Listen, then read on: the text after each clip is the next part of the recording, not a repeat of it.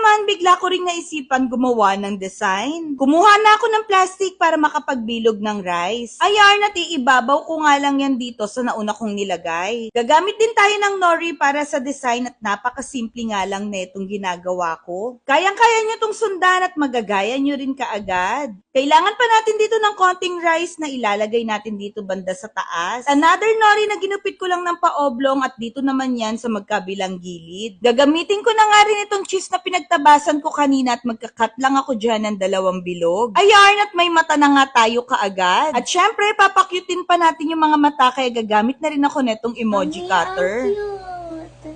Cute ba? Opo. Ang cute. Ang cute ng sheep.